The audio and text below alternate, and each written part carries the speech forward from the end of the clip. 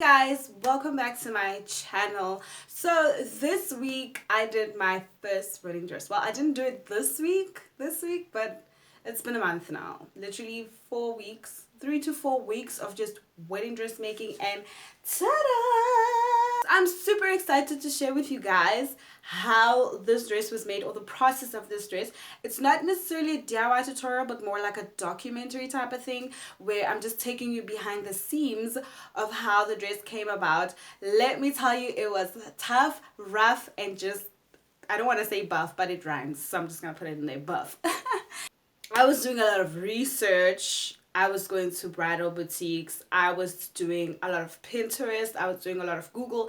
And I was doing, of course, a lot of YouTube. And let me tell you, it is quite disappointing. I was very disappointed in how much I can't really get a video that does a step-to-step tutorial or step-to-step detail on how a wedding dress is constructed.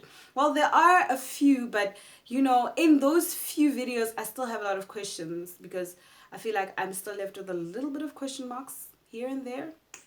And therefore, this is the part where I tell you, as my lovely bombshell subscribers, if you would like me to do a tutorial on like a literal step-to-step tutorial on how to construct a wedding gown, from the pattern work to putting it together to all the layers that needs to be in there to everything else.